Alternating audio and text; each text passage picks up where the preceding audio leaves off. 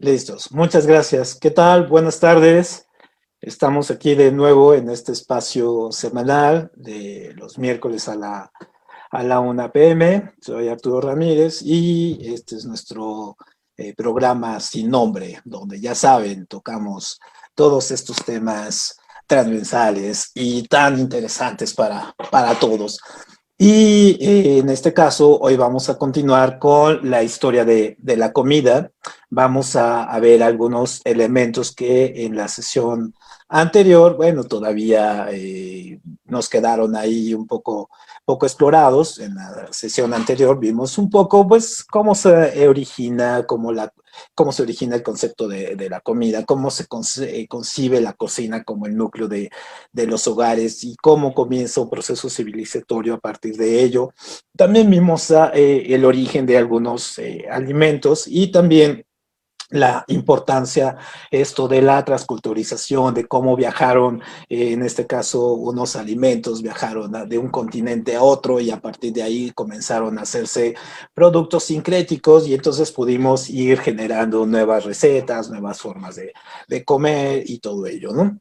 Entonces, ahora lo que vamos a ver es un poco continuar con esta idea de revisar el origen de algunos alimentos, pero sobre todo ir viendo unos aspectos un poco más de origen de algunas palabras, de también que utilizamos a la hora de la comida, pero también algunos problemas que se ven asociados a la función de la comida, ¿no? Y aquí haríamos quizá una parte, una revisión no exhaustiva, siempre es muy interesante aclararlo porque pues no somos expertos en la cuestión de los alimentos y todo, pero sí dar una visión crítica a partir de desde fuera, ¿no?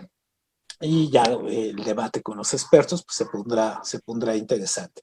Entonces hoy vamos a ver en este caso la historia de la comida del trigo del maíz y a la torta de chilaquiles. Muy bien, entonces hay que empezar con algo muy importante, con las palabrotas culinarias. Entonces las palabrotas culinarias en este caso son súper interesantes porque nos llevan a la parte de entender qué palabras, de dónde viene el origen de algunas palabras que nosotros utilizamos a la hora de la comida. Y entonces, una de las primeras palabras que nosotros tenemos que revisar es la palabra gourmet. Siempre casi vemos esa parte de lo gourmet, es decir, que no, pensamos que lo gourmet es así como lo súper fino, lo exquisito, los platos muy elaborados y todo eso. Y la mayoría de nosotros vemos, por ejemplo, casi siempre este tipo de platos, ¿no? Casi siempre vemos este tipo de cosas aquí, vemos los platos pequeñitos aquí, estos sí, muy chiquitos, muy elaborados, no sé, un toque artístico y todo ese asunto. Pero lo que nosotros vamos a ver es que la palabra gourmet proviene de la palabra gromet, ajá, que el del francés gromet. Y entonces significa sirviente del mercado de vinos. Entonces, a partir de ahí, la palabra gourmet fue derivándose hasta lo que hoy conocemos como gourmet. ¿Por qué? Porque después estos sirvientes de los mercados de vinos fueron los encargados de llevar los platillos, fueron los encargados, en este caso, de llevar los alimentos, sobre todo los alimentos caros, ¿no? Entonces, lo gourmet, en este caso, proviene de esta derivación de esta palabra francesa, gourmet, ¿no? De sirviente. Y para nosotros, estos son los platos gourmet, pero pues para nosotros aquí en la Ciudad de México y sobre todo los chilangos, para nosotros lo gourmet es esto, ¿no? Para nosotros lo gourmet son unos taquitos gourmet bien servidos con su piña, unos tacos al pastor y si le ponemos una tablita y los pintamos simpático, entonces tenemos unos tacos gourmet. Muy bien. Otra palabra que utilizamos en la comida es esta de pantagruélico. Entonces, pantagruélico es una palabra que está asociada a la comida porque significa eso, significa comelona, es decir, estas grandes comelonas, estas grandes festines donde vemos, por ejemplo, que vamos a los 15 años de la sobrina vive en Tlaxcala, y entonces hacen una gran comelona, ¿no? O en la boda de los tíos de Hidalgo, y entonces hacen la comelona. Entonces, estos son aspectos pantagruélicos, ¿no? Donde hay de todo, comemos y nos satisfacemos. Bueno, o como este caso de la gente que va a los buffets, estos donde está la comida servida y se lleva sus tupperwares para llevarse comida, ¿no? Entonces, esto es lo pantagruélico, viene de esta novela de Reveloa, que es Gargantua y Pantagruel, donde pone a un tipo que aquí lo vemos, ¿no? Aquí está comiéndose y que no se llena, no termina, Pantagruel no termina nunca de comer. Entonces, pantagruélico es esta cuestión de las comelonas así exageradas, grandes, ricas, ¿no? Aunque pues nosotros así siempre vamos a estar insatisfechos, siempre vamos a tener tanta comida, pero siempre vamos a tener este aspecto de la insatisfacción y pensar que si no hay pan, pues no comemos rico. Otra de las palabrotas que nosotros tenemos en la parte de la comida es que vemos muchos mercados o vemos algunas tiendas o vemos algunos productos que se anuncian así como delicatessen. Y entonces nosotros cuando lo vemos también asumimos un poco la parte gourmet, un poco la comida más fina, la comida más elaborada, un poco la comida que tiene otros ingredientes, que viene tal vez del exterior, en fin. Entonces, esta palabra delicatessen se compone de dos, de delicat, que es delicioso, y essen, que es comida. Entonces, juntamos esto, entonces la comida la comida deliciosa, ¿no? Delicatessen. Entonces, todo lo que a nosotros parezca delicioso va a ser delicatessen. Incluso hay una película muy interesante que es increíblemente emotiva en el sentido de la historia y tiene a la comida como trasfondo. Pero para nosotros también, delicatessen podría ser pues unos buenos tacos, ajá, de guisado o unos tacos que nosotros encontramos afuera y podemos pensar que eso también es delicadeza porque también es comida deliciosa, o sea que también hay que irnos por esos lados. Otra palabra que también utilizamos es la palabra chef, ¿no? Cuando vamos a la comida. Entonces, el chef, en este caso, aquí ponemos para motivos de llamar la atención un poco y ilustrar el asunto, ponemos pues ahí a unos chefs bastante guapos y bastante atractivos, ¿no? Entonces, la palabra chef viene de caput, ajá, de latín caput, que significa cabeza, y hasta el siglo XII comenzó a derivar esta palabra de caput, empezó a derivarse sobre todo con el que llevaba la parte de la cabeza de la cocina, ¿no? O sea, era caput y la palabra chef fue derivándose hasta quedar en esta y es el que lleva el mando en la cocina. Y entonces es una palabra también de origen latín que fue derivada. Entonces, sobre todo para los más grandes, sobre todo gente como de mi edad y todo, cuando hablamos de chefs, pues no hablamos de estos galanes que están aquí, sino más bien hablamos, por ejemplo, de Chepina Peralta, que era nuestra chef, en este caso, que crecimos con ella desde nuestra infancia, crecimos viendo sus recetas. Esa era la referencia de un chef para nosotros. Un personaje, un chef muy interesante, aquí hacemos un poco una acotación, fue François Batel. François Batel, él es un chef incluso hay una película muy interesante sobre él, que se llama así, Batel, con Gerard Depardieu. Fue un chef y muy bueno, que hacía platillos y nuevo, pero era tal su grado de perfección, era tal su grado y amaba la cocina tanto, que cuando va el rey a su lugar de origen, él se encarga de hacerle la gran comelona, de prepararle los platillos al rey que lo va a visitar, al rey francés, pero al momento de que está batiendo la crema para hacer el postre, algo le sale mal.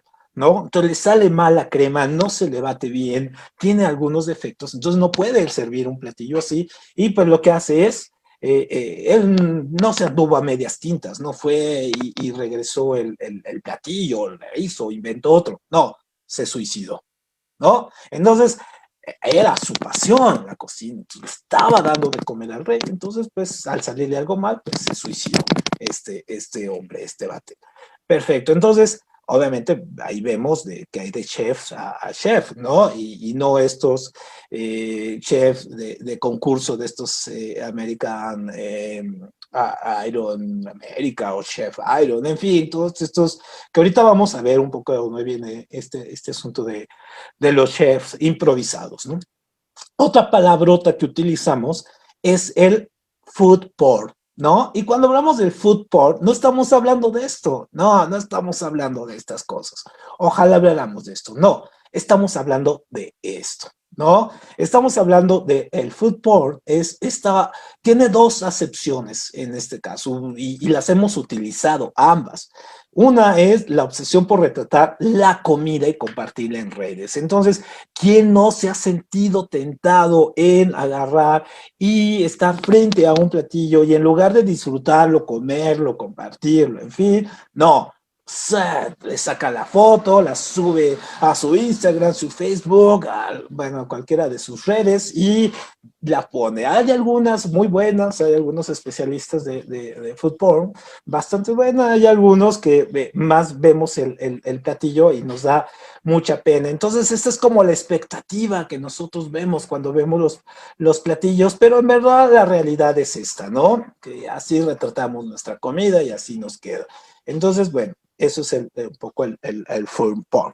Pero la otra acepción que es muy utilizada en la cuestión de la mercadotecnia y en otras circunstancias es esta.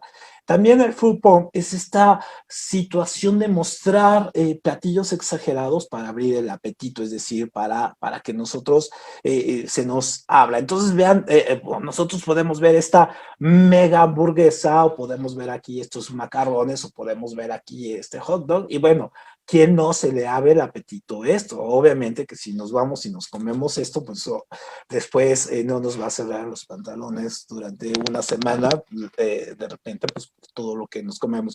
Pero esto lo utiliza mucho la mercadotecnia. Incluso la mercadotecnia utiliza muchos trucos al momento de hacer este tipo de fotografía. ¿Por qué? Porque muchas de estas son truqueadas. En el sentido, por ejemplo, como esta hamburguesa, algunos fotógrafos lo que utilizan es que para darle este brillo le ponen verdaderamente barniz de uñas, ¿no? Para que brille. La leche que nosotros vemos en los comerciales, donde vemos cómo se está vaciando la leche, en verdad no es leche, es resistol, ¿no? Por ejemplo, para que se vea más densa y que cae y todo ese asunto, es resistol, no es leche. Entonces, obviamente, el food porn, visto en esto, bueno, es una manera de llamar la atención con respecto a la comida. Muy bien. Ahora, pero bueno, dejemos las palabrotas y vayamos a algo más serio, ¿no? Vayamos a cómo la comida nos ayudó, en este caso, a tener un proceso civilizatorio, es decir, a tener las estructuras sociales y las dinámicas sociales que tenemos ahora y que pues no hacen que nos vayamos, en este caso, al caos. Entonces, sí, la comida tuvo muchísimo que ver en ese sentido, ¿no?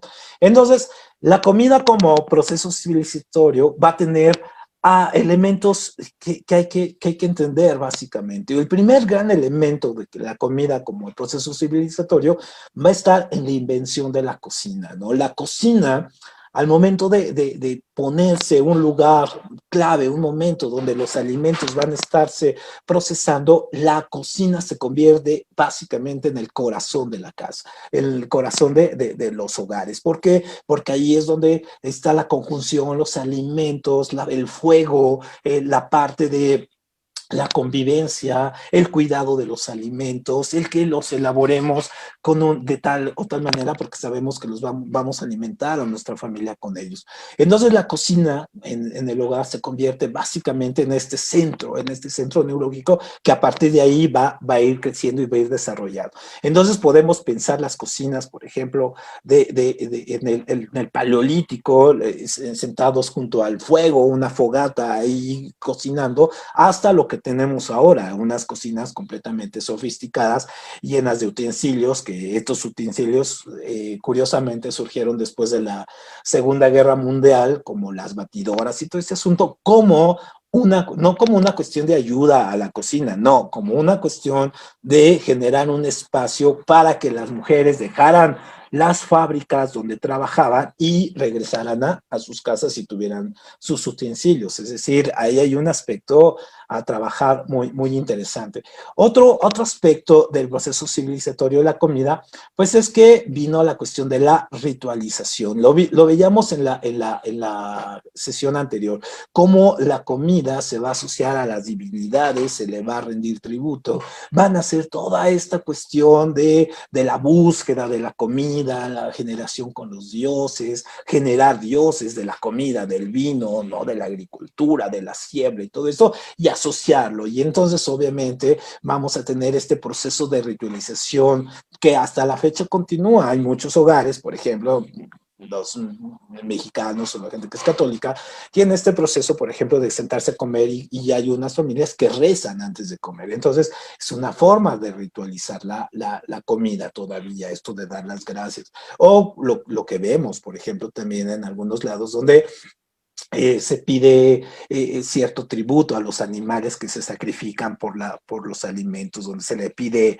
un perdón, se le da las gracias al animal por ser sacrificado y por comerlo, todo ese asunto. Entonces, esta parte de la ritualización continúa, ¿no? Y la vemos. Otra cuestión de cómo la comida la ayudó a este proceso civilizatorio es cuando inventamos el pastoreo y la agricultura. Entonces, las reglas de convivencia y de trabajo y las dinámicas laborales cambian. ¿Por qué? Porque sobre todo los hombres se van a dedicar a la parte del pastoreo y la agricultura y las mujeres a la molienda y en este caso del maíz, del trigo, de los alimentos y del su procesamiento. Entonces empieza a haber una diferenciación en este caso social del trabajo a partir de cuestiones de género. Desde ahí ya vamos a empezar a ver esto que vemos muy elaborado, esta lucha de las mujeres por eliminar el patriarcado. Bueno, desde aquí ya viene un poco los orígenes de este patriarcado, al dividir socialmente el trabajo de los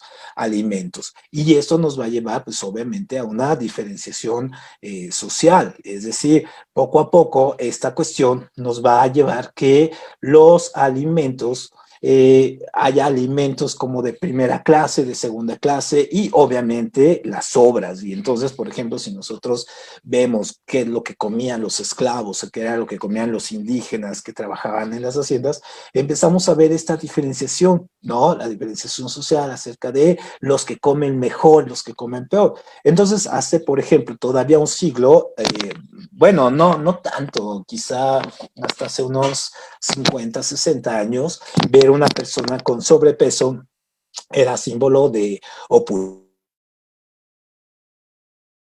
de que comía bien, que era rico, que tenía dinero, entonces podía hacer esta cuestión de la comida. Y ahora, si nos fijamos, los procesos son al revés, sobre todo en América Latina, y más adelante vamos a ver esto, que ahora vemos una persona con obesidad o un sobrepeso marcado y entonces inmediatamente asociamos el sobrepeso con la pobreza, es decir, porque no está comiendo bien, y la persona fit, ¿no? La persona delgada o las personas así, muy, que cuidan mucho su figura, con la comida, pues a la opulencia de que pueden comer estas cosas, pueden comer cosas bajas en calorías, veganas o orgánicas. Entonces tiene mucho que ver la cuestión de la comida, cómo se van invirtiendo el proceso civilizatorio. Y obviamente, algo que lo veíamos en la sesión anterior, pues obviamente la cuestión del comercio de los alimentos que se fueron dando a larga distancia, esta cuestión que a partir del descubrimiento de América se fueron intercambiando alimentos y entonces empezamos a conocer platillos de otros lados, de otros lugares, de otras latitudes, llevar productos y cuando nosotros lo decíamos la sesión anterior, ¿qué pasaría, por ejemplo, qué pasaría de la pizza sin el jitomate que llegó de América, por ejemplo, ¿no? ¿Qué sería del chocolate, de los chocolates si no hubiera llegado el cacao? Pero también nosotros en América, ¿qué sería de nosotros? No tendríamos, por ejemplo, el atole, por ejemplo, que viene de las vacas y cabras que tuvieran aquí, o qué sería, no podríamos comer queso, por ejemplo, y tener tacos placeros, ¿no? Que como comentaba con una amiga acerca de los tacos placeros, que son placeros por dos cosas, por el placer y porque se vendían en las plazas, ¿no?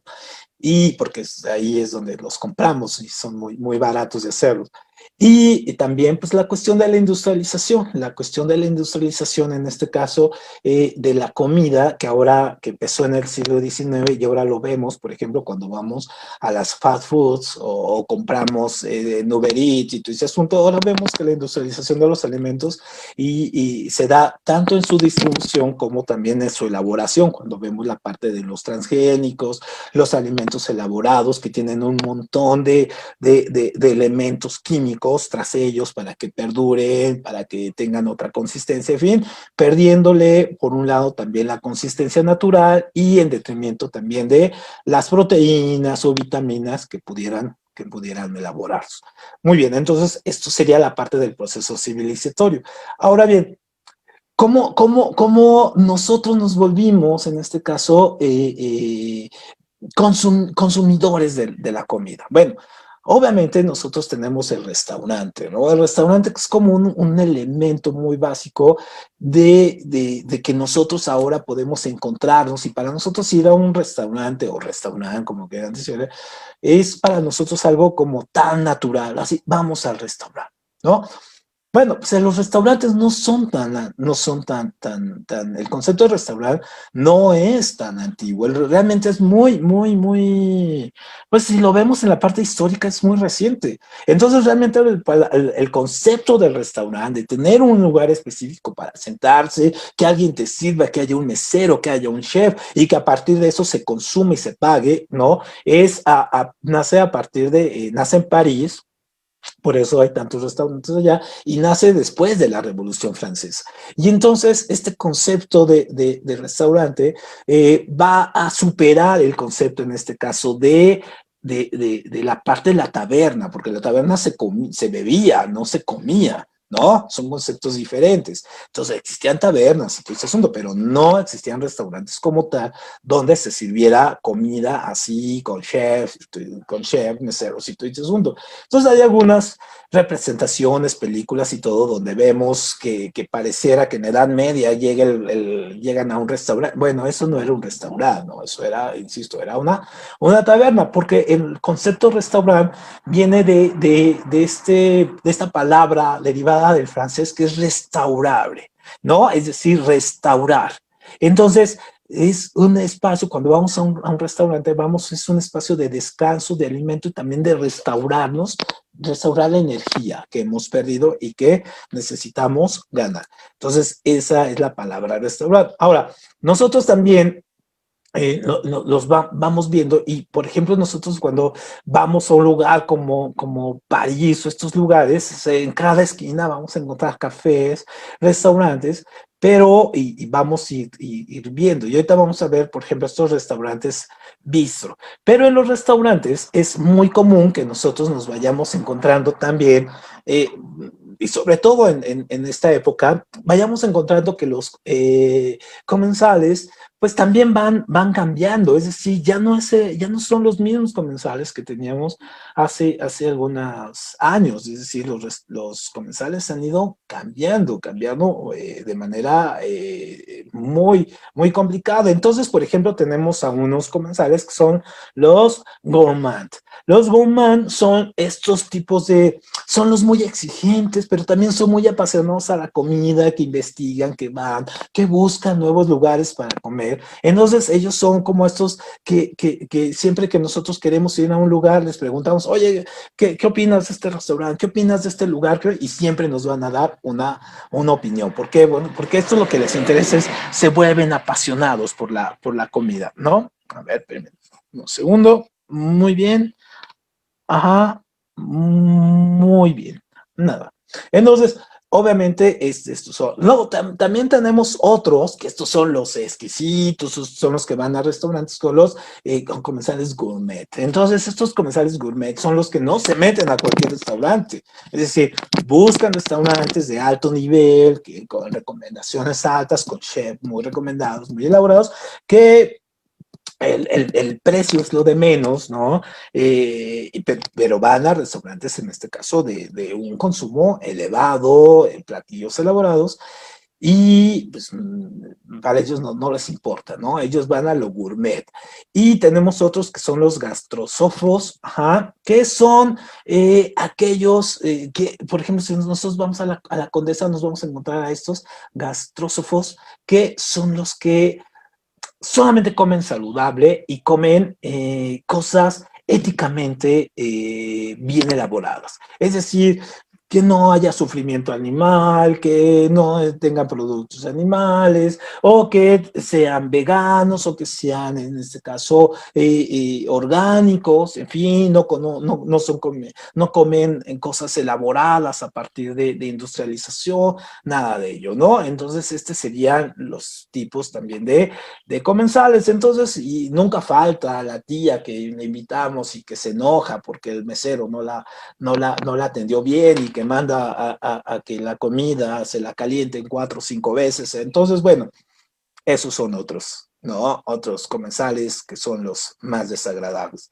Muy bien, pero también el proceso civilizatorio de la comida nos ha llevado a estos extremos, por ejemplo, a la comida, en este caso, a la comida elaborada, a la sofisticación, que después incluso Freud, Lacan, Jung lo van a estudiar como parte de sus estructuras que ellos tienen, por ejemplo, de la psicología y del proceso de adoptar, de pasar de comportamientos a conductas o de pasar del yo al super yo, en fin, todas estas transiciones, la parte de la comida, cómo nos sentamos a comer, cómo comemos. Entonces, por ejemplo, nosotros tenemos cuestiones de lo que llamamos comida de etiqueta, y la comida de etiqueta, pues obviamente sí es una cuestión que se ha ido sofisticando, y nosotros, si alguna vez nos ha tocado sentarnos en una mesa como esta, ¿no? Donde tenemos 8 cubiertos, bueno, 8 es por decir algo, tenemos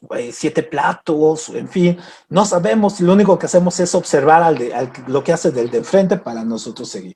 Entonces, bueno, hay algunas reglas muy básicas, ¿no? Por ejemplo, el pan y la servilleta siempre van a la izquierda, la servilleta cuando uno la agarra, pues hay que ponérsela sobre las piernas. Los cubiertos se usan siempre de fuera hacia adentro, y entonces esto es básico si uno quiere trabajar de mesero, ¿no? Los cubiertos obviamente tienen su propio lenguaje, cuál va primero, cuál va después, cuál es el del postre, cuál es el de las carnes, en fin. El pan, muy al contrario de lo que piensa la gente sangrona, que de repente hace eso. El pan se parte con las manos, no se parte con cuchillo, no, se parte con las manos. Es una regla en este caso, ¿no? Siempre tenemos, cuando vamos a estas cenas, pues esperar qué es lo que haga el anfitrión. O sea, no podemos sentarnos a comer, aunque nos estemos muriendo de hambre, comer antes que el anfitrión, ¿no? Hasta que se siente el anfitrión, entonces nosotros comemos, ¿no? Una regla básica también es que nosotros, cuando estemos en los restaurantes, pues sí, la plática es normal, pero bueno, la plática debe de ser de tal forma que no molestemos a los de al lado, ¿no? Y no como esta cuestión de que vamos y en un restaurante y estamos riéndonos y gritando y hablando para que todo mundo escuche. Bueno, esa es una realmente falta a la etiqueta de la comida, y obviamente, pues es gente que no conoce este proceso civilizatorio. Y obviamente también la etiqueta la podemos encontrar en los platillos más comunes, como en los tacos, ¿no? Entonces, el que no alza los dedos cuando está comiendo un taco así, pues es que no tiene reglas de etiqueta para comerse los tacos. Muy bien, pasamos a la segunda.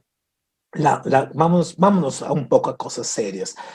Entonces, la estandarización de la comida, de las fast food a los transgénicos. Entonces, cuando hablamos nosotros de fast food, inmediatamente pensamos en esto, ¿no? Inmediatamente pensamos en donas, las donas de Homero, por ejemplo, hot dogs, hamburguesas, tacos, todas estas cosas tan ricas y deliciosas que nos hacen lamentablemente mucho daño. Entonces, los fast foods, el concepto de la comida rápida, tiene un proceso, por ejemplo, como lo conocemos ahora, ¿no? El proceso. tiene mucho que ver con estos alimentos que se preparan ya en espacios especializados, como lo que son las pizzerías, estas, como a estas que provocan tantos problemas, las Little Caesar, que llegan y te las dan, ya pagas y te la dan, ¿no? Y están ahí hechas y todo. Entonces, nosotros pensamos que la comida fast food es algo muy contemporáneo, pero no, realmente la comida casera, los fast foods, son vienen desde Roma, ¿no? Entonces, desde Roma nosotros lo tenemos, donde ya había, en este caso, puestos callejeros, en este caso, en la ciudad, donde se servía la comida rápida, ¿no? Es decir, la gente que llegaba, algunos soldados, viajantes, en este caso, llegaban y se les daba la comida ahí y había de todo. Por ejemplo, estaban, por ejemplo, en Medio Oriente también, cuando se iba a estas partes como Jerusalén y todo, pues ya estaban los falafés, ¿no? Estas comidas que se hacen en este caso con granos, ¿no? Son muy ricas y que pues, también ya se preparan de manera rápida y se dan, ¿no? Entonces, realmente la parte de la comida rápida pues, es algo muy antiguo, pero el concepto como lo conocemos ahora ya se va a dar en el siglo XX, donde se abrió, por ejemplo, a principios de siglo, por ahí de 1912, se abre lo que se va a llamar un automat, es decir,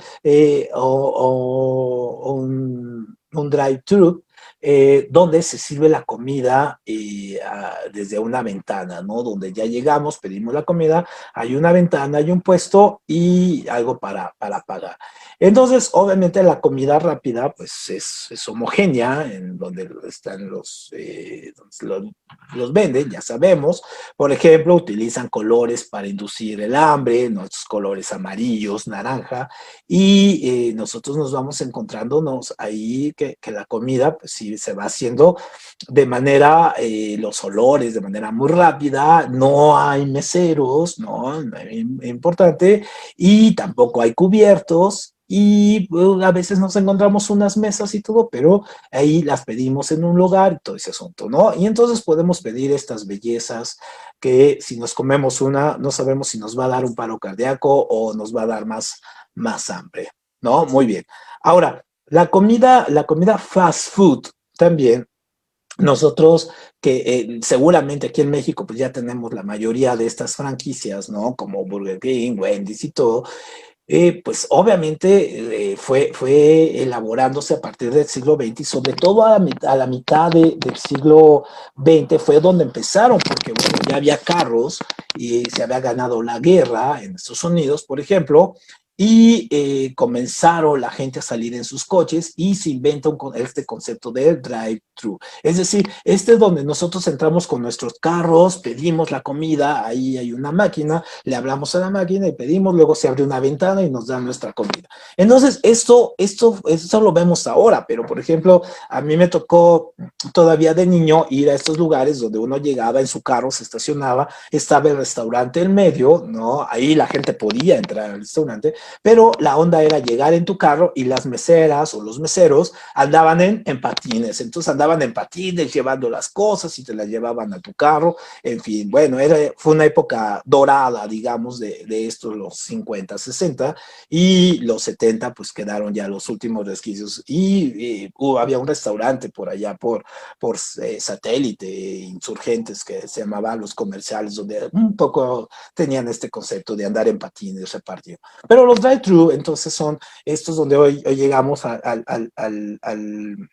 al Starbucks, nos ponemos en la ventanilla, pedimos nuestro café y un aparato, luego damos la vuelta y ya nos dan nuestro café. Entonces, obviamente, esos ya son muchísimo más viejos. El rey de las fast foods, pues obviamente no podemos negarlo, pues son las McDonald's, ¿no? Entonces, obviamente, McDonald's con todos estos problemas que tiene, e incluso hay un increíble documental que es muy recomendable que lo vean, que se llama Super Engórdame, donde habla acerca de un tipo que solamente come come, desayuna y cena hamburguesas McDonald's, ¿no? Y entonces lo vemos como sube de peso, que hay atrás de una elaboración de una hamburguesa y todo esto. Y entonces este negocio empezó como algo increíblemente sencillo, ¿no? Empezaron dos hermanos, Dick y Mark McDonald, y ellos tenían un puesto en la calle, hacia los años 30, tenían un puesto en la calle donde vendían ya sus hamburguesas allá en California, ¿no? Entonces les iba tan bien y que abrieron después de 3, 4 años de tener su puestito así en la calle como un puesto de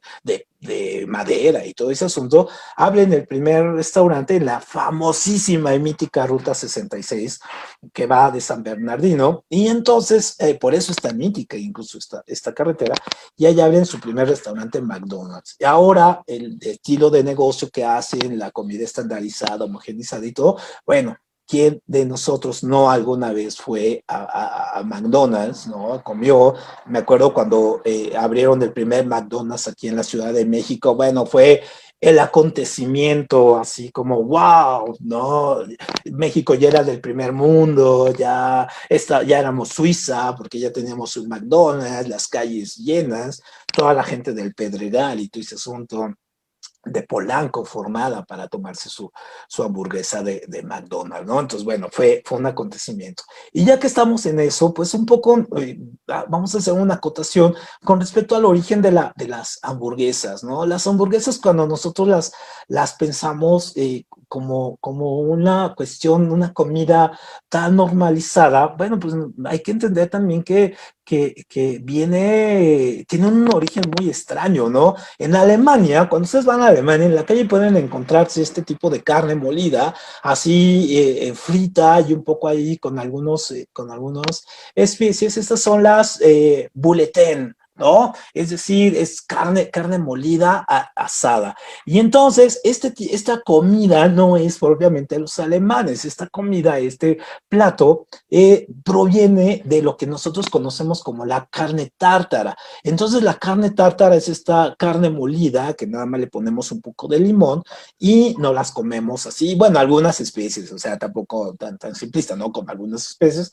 le ponemos ahí, bueno, y se llama tártara porque en verdad los mongoles cuando invadieron Rusia le empezaron a comerse carne de caballo y entonces para la carne de caballo pues es dura y entonces para poderse comer la carne de caballo pues la molían, la picaban en este caso y luego la hacían en esta especie de bola que después los italianos también lo retomaron para hacer las famosas albóndigas italianas, ¿no? Que a nosotros llegaron, bueno, nosotros la comemos de una manera diferente porque le ponemos huevo y todo este asunto, pero estos filetes tártaros, en este caso de carne de caballo, se van a popularizar mucho en Europa. Y un poco el origen de la hamburguesa se pelea por esta cuestión. Una proto hamburguesa la tenemos cuando este personaje es le vamos a deber muchísimo, muchos de nuestros paseos en la infancia hay que asociarlos con este hombre, es el aristócrata, es el conde John Montagu, ¿no? Es el cuarto conde de Sandwich, ¿no? Entonces, este es el que va a inventar lo que hoy sabemos que es el sándwich o emparedado, como le decimos los más grandes. Entonces, este conde quiso ponerle a su comida, ponerle los dos panes, ajá, porque él estaba comiendo, él comía mientras jugaba cartas, y entonces para no ensuciarse las manos, pues le ponía el pan y así podía comer bien sus carnes, ¿no? Entonces, obviamente, él va a ser el inventor, en este caso, del sándwich, o bueno, más bien, su chef va a ser el inventor del sándwich. Pero la hamburguesa, como la conocemos, tiene varios orígenes. Uno de los orígenes, incluso desde el nombre, es del puerto de Hamburgo. Y obviamente no es que ahí se haya inventado la hamburguesa, sino que los alemanes, del puerto de Hamburgo, que era junto con Ámsterdam y Venecia, son los puertos más importantes para el comercio europeo. En este caso, llegaban los rusos que se quedaron a vivir en Alemania. En esta zona, pues seguían comiendo su carne, en este caso tártara, y después pasó a freírla y se llamaron estos filetes, esta carne alemana, ¿no? Que así se les conoce como tal, ¿no? Es un poco, se le conoce como Hamburger Stick, ¿no? Es decir, la carne alemana. Entonces, la Hamburger Stick empezó a elaborarse aquí y los marineros, obviamente estos marineros partían desde aquí, desde Hamburgo, partían hasta Nueva York, iban y regresaban. Entonces, cuando los alemanes se quedaban en Nueva York o se quedaban en América, pues obviamente seguían comiendo lo suyo. Y entonces, obviamente, hay varios orígenes inciertos, hay varios chefs, en este caso neoyorquinos, que se atribuyen el asunto de haberle puesto el pan, ¿no? A la carne al hamburger stick, ¿no? Y ponerle el pan. Entonces, cuando nosotros hablamos de la hamburguesa, por ejemplo, cuando nos las comemos, pues vemos ahí una historia cultural interesantísima que viene desde los romanos, ¿no? En este caso. Entonces, la hamburguesa junto con los pollos de Kentucky Fried Chicken y junto con la tarta de manzana que está bien, y junto con las pizzas, pues básicamente son los iconos de la gastronomía americana, ¿no? De la gastronomía de la fast food. Y en México tuvimos algunos intentos de fast foods nacionales, por ejemplo, sobre todo sus padres, podría ser súper importante que se acordaran, por ejemplo, que existía esta cuestión del Tomboy, ¿no? Que era una hamburguesería donde tenemos este primer concepto del drive-thru, ¿no? En este caso, donde vemos ahí en los carros, aquí, y era lo que les comentaba, uno podía pararse, sentar, o si había unos meseros, llegaban con patines y te daban la comida, ¿no? Y también esta famosa franquicia mexicana de la Burger Boy, que seguramente sus padres pues fueron muy felices comiendo algo que se llamaba Bronto hamburguesas, ¿no? Bueno, era una cuestión fantástica esto. Y estos comenzaron, curiosamente, con el concepto que hoy McDonald's tiene muy bien elaborado de la cajita feliz. Bueno, aquí ya se elaboraba y ya se daban algunos muñecos ahí, ¿no? Desde antes. Y obviamente cuando nosotros hay que diferenciar entre café, que es donde se vende café, un restaurante donde se vende comida, y lo que tenemos un bistro, ¿no? Un restaurante bistro, sobre todo esto lo encontramos mucho en Europa, el concepto del concepto bistro viene muy de la mano de la fast food. ¿Por qué? Porque bistro en este caso significa rápido, rápido en ruso. ¿Por qué? Pues porque obviamente cuando los cosacos, en este caso de rusos que entraron a Francia, que trabajaban en este caso junto con Napoleón o que estaban a cargo de Napoleón ahí como sus aliados, ajá, ellos cuando llegaban, como tenían que ir a la guerra, entonces entraban a los restaurantes y solicitaban que se les sirviera lo más rápido posible. Entonces la palabra bistro, ¿no? O sea, bistro, bistro, rápido, rápido. Y entonces, pues obviamente se elaboró un tipo de concepto, un restaurante bistro es un concepto de restaurante más chico, más rápido, su menú está diseñado para que los platillos se hagan de manera muy rápida y muy concisa, ya casi los tienen preelaborados, ya nada más para calentarse y servirse, ¿no? Entonces, un bistro es muy diferente de un restaurante, entonces eso es muy, muy importante saberlo a la hora de elegir dónde vamos a comer, ¿no? Ahora bien, pasemos a otra cosa más importante todavía. Sí, la relación que tiene la comida, sobre todo con este concepto que nosotros tenemos muy, muy, muy, muy, muy clavado de lo que la frase de somos lo que comemos. Entonces, cuando nosotros pensamos de que si somos lo que comemos, no nos estamos refiriendo al concepto necesariamente de que sea la comida como una parte solamente de nuestro peso. No, va más allá del peso. La comida tiene que ver con la forma en que pensamos, actuamos, nuestros estados de ánimo, la forma en que nosotros estamos contentos, felices, hasta la forma en que nosotros nos enamoramos tiene que ver con la comida. Y hay una relación estrechísima con la cuestión del cerebro. Entonces, obviamente hay que diferenciar dos cosas, ¿no? Una cosa es alimentarse y otra cosa es nutrirse, son conceptos diferentes. Entonces, obviamente, la alimentación pues, es el acto voluntario y consciente, ¿no? De comer, ¿no? Y tiene mucho que ver con los hábitos, las creencias culturales, religiosas, la economía, ¿no? La publicidad, en fin. Entonces, tiene mucho que ver la parte de la alimentación, pero es un acto voluntario. Mientras la nutrición es un proceso involuntario, ¿no? Y tiene más que ver con asuntos fisiológicos, ¿no? De cómo el organismo transforma los alimentos y cómo utiliza los nutrientes, en este caso, vertidos en los alimentos. Entonces, obviamente, si nosotros vamos y le preguntamos, en este caso, a cualquier biólogo o a alguien que estudie nutrición, pues nos enseñará cuál es este proceso digestivo que va desde la ingestión de los alimentos, lo que nosotros llamamos la digestión, luego la digestión, es decir, cuando saquemos, que es un proceso complicado en este caso, que nosotros lo vivimos día a día, pero que se conecta directamente con nuestra forma como les decía, con nuestros patrones de pensamiento, con algunas otras cosas que van más allá de la cuestión puramente fisiológica. Y entonces, por lo tanto, existe ahora un gran debate acerca de si el estómago es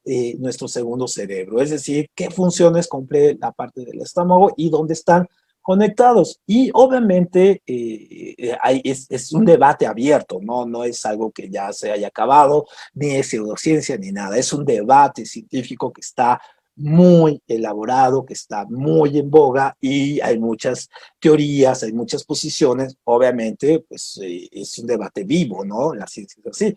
Entonces, obviamente, nosotros hay que pensar que en esta parte del cerebro y como parte del sistema nervioso, tenemos el sistema nervioso enteral o mesentérico. En ese caso, este sistema es el que conecta, en este caso, el cerebro con el aparato digestivo, es decir, conecta este sistema enteral, nos va a conectar. Entonces, de entrada, sabemos que hay una relación. ¿Cuál es la segunda relación que tenemos? Bueno, pues nosotros hay que entender que el 90% de la serotonina que nosotros tenemos, que es un neurotransmisor, que tiene que ver con los estados de ánimo, depresión y control de agresividad, en este caso se producen en, en el estómago. Es decir, el 90% de esta serotonina se produce acá y luego sube acá. Entonces ahí viene un poco la cuestión de somos lo que comemos, ¿no? Es decir, las actitudes, los comportamientos, las conductas, ¿no? También tiene que ver con lo que comemos, cómo elaboramos, qué nutrientes, qué estamos metiéndole a nuestro cuerpo para que se vaya distribuyendo de ahí. Entonces, obviamente, para que nos demos una idea, el cerebro, el estómago, tiene aproximadamente 100 millones de neuronas que se comunican, en este caso, con el sistema nervioso central. Es decir, el cerebro no nada más tiene neuronas, también en el estómago. Y ese número de neuronas que tenemos en el estómago equivalen a las neuronas que tienen un gatito, ¿no? Entonces, este gatito que está muy bonito y pues obviamente este gatito tiene las mismas neuronas que nosotros en la panza, nada más que nuestra panza no hace ese tipo de cosas tan simpáticas. Veamos al gatito tantito, qué bonito es.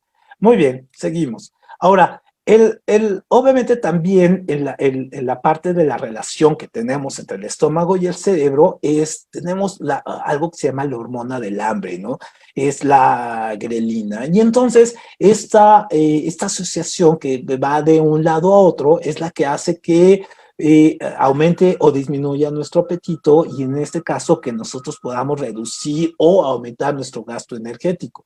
Entonces, obviamente, esto nos va a hacer la relación que tenemos con la grasa en nuestro estómago. Entonces, la grelina también se forma a partir de lo que nosotros con lo que nosotros nos estemos alimentando, ¿no? Si la reducimos o la aumentamos. Y entonces, obviamente, este tipo de neurotransmisores que nosotros generamos desde el estómago y llegan a nuestro cerebro, pues pueden generarnos, por ejemplo, el aumento o disminución del estrés, el aumento o la disminución de la gula, en este caso, pueden hacernos que podamos tener reacciones, por ejemplo, como cuando nos suenan las tripas, por ejemplo, que tenemos este sonido de las tripas ahí que nos truenan cuando estamos muy estresados, pues obviamente porque hay una relación directa entre esto, le está mandando un mensaje, señales de malestar estomacal,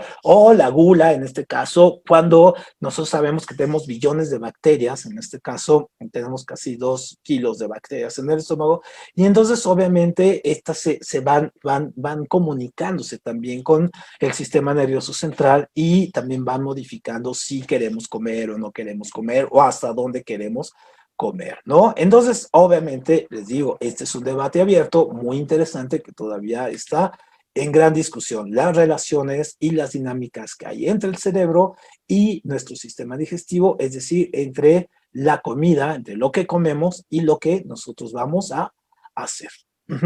Muy bien, ya casi para terminar, vamos viendo un poco, entrarle también a esta relación de la comida, esta posición de cómo es la relación de la enfermedad y la pobreza y que tiene mucho que ver con las comorbilidades que tenemos ahora con esta cuestión de la pandemia y que las hemos visto repetir por parte del subsecretario Hugo Gatell, que las comenta mucho como una de las causas de que los mexicanos tengamos un gran número de muertes. En este caso, si tengamos muchos contagios, pero sobre todo tengamos muchas muertes a partir de las enfermedades asociadas, no al COVID, sino a las enfermedades que ya tenemos como diabetes, sobrepeso, hipertensión y que van asociadas a la parte que se incrementan con el COVID. Entonces, si nosotros nos damos cuenta, ¿qué es lo que nosotros comemos más, no? Entonces, aquí, si nosotros nos damos cuenta, aquí está el núcleo de lo que comemos, por ejemplo, 21% de carnes, mientras comemos, en este caso,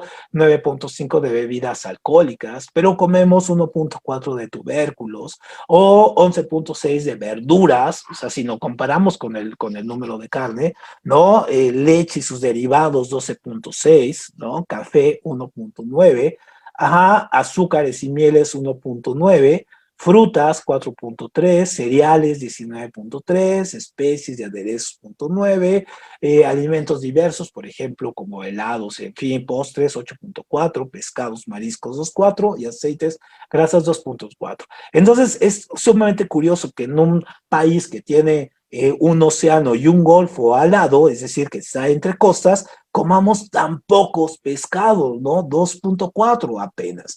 Y entonces que nuestro consumo mayoritariamente sea el consumo de carne. Y entonces, obviamente, esta cuestión, sobre todo porque es lo más práctico, ¿no? Lo más fácil de encontrar, también mucho va a tener que ver la asociación con la pobreza y la diferenciación que tenemos económicamente, el poder consumir algunos productos que los podemos encontrar en el mercado muy barato, o irnos a comer a los tacos de la esquina, pues que no salen económicos, ¿no? 3 tacos por 10 pesos, por ejemplo, y obviamente con elementos elaborados que pues, obviamente agregarle el sedentarismo, pues obviamente nos llevan directamente al sobrepeso. Ahora, en este caso hay estados, por ejemplo, este caso muy interesante como en Chiapas, se ha convertido en uno de los lugares más representativos de cómo, por ejemplo, la pobreza tiene que ver, la pobreza y el consumo del agua, la apropiación del agua. Entonces, por ejemplo, el refrescos en el mundo, el promedio mundial es 25 litros, ¿no? En Estados Unidos son 400 vasos. En México nos tomamos 150 litros de refresco al año en promedio. Pero si nosotros nos vamos a Chiapas, se toman en este caso, ¿no? 821 litros. ¿Por qué? Pues porque es más barato comprarse un refresco que tener agua. Esto es muy importante. Entonces, la pobreza ligada al sobrepeso es un factor que tenemos que revisar y ponernos serios al momento de hacer políticas públicas de la comida. y sobre todo vemos que una mala alimentación pues nos produce pues obesidad, ¿no? Diabetes, ¿no? En las enfermedades coronarias, y nosotros vemos estos 3 puntos acá, pues son las que todos los días nos reproduce Hugo Gatell, en este caso, sobre la cuestión de las enfermedades asociadas a la mortalidad que tiene, en este caso, el COVID, ¿no? Entonces, es una cuestión que hay que ir revisando. Tenemos, por ejemplo, también la cuestión del cáncer, ¿no? La pérdida de los dientes, que tal vez perdemos dientes y también perdemos capacidad de morder, y tenemos que morder 9 veces la comida antes de comerla, como mínimo, ¿no? La hipertensión, las enfermedades hepáticas, ¿no? La osteoporosis, en este caso las enfermedades renales. Entonces, obviamente, nosotros vemos que una dieta deficiente pues, es una causa de muerte. En este caso, en el 2017 fue considerada la primera. Entonces, la dieta deficiente pues, nos va a llevar a tener estos procesos de tener todo este tipo de comorbilidades, ¿no? Imagínense, si antes de COVID teníamos ya esto, o con el COVID, pues esto se potencializó. Y nosotros nos podemos dar cuenta que, pues sí, la obesidad en México pues se ha convertido en una epidemia. ¿Por qué? Pues porque el 70% de la población lo tiene. Y entonces, en este caso, se gasta mucho dinero del presupuesto en combatirla, pero al mismo tiempo nosotros gastamos mucho dinero en comer o consumir productos que van, no sé, desde comida chatarra, en fin, que hay una gran pelea ahorita por el etiquetado, porque el etiquetado de alguna manera nos demuestra que era muy engañoso. Cuando nosotros comprábamos algo, veíamos un etiquetado muy engañoso que no nos decía cuántas calorías había en porciones.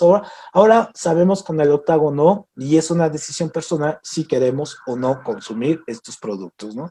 Otro factor que hace que la comida aquí en México sea tan deficiente, pues fue el Tratado de Libre Comercio, que empieza en el 94. Antes del Tratado de Libre Comercio en el 94, los índices de obesidad no eran como los que vemos ahora, ¿no? No veíamos gente con estas características que vemos eso, no veíamos niños gorditos, por ejemplo, ¿no? No los veíamos.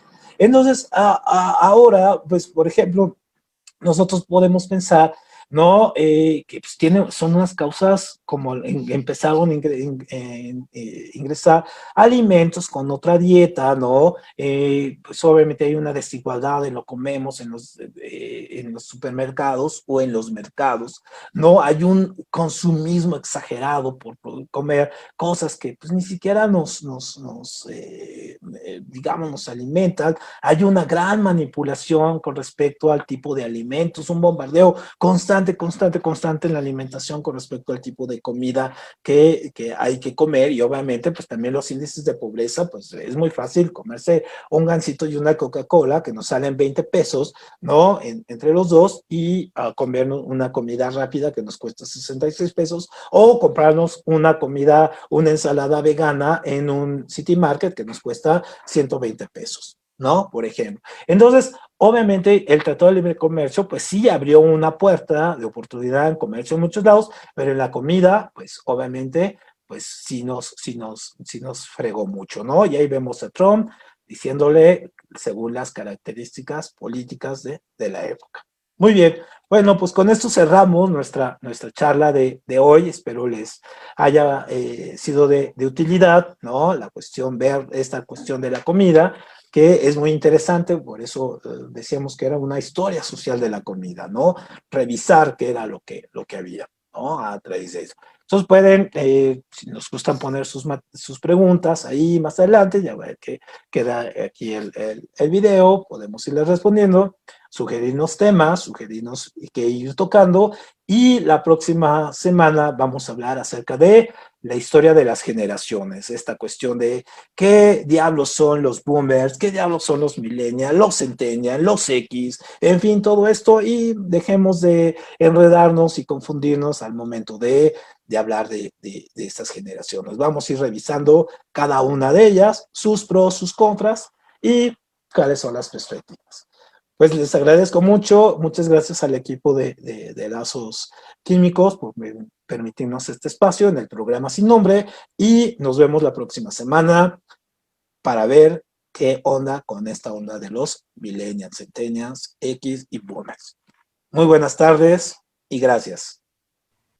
Muchas gracias, Arturo, a todos los participantes. Si gustan hacer alguna pregunta de este tema tan interesante, que pasamos desde los hot dogs, hamburguesas, chilaquiles, todos con hambre.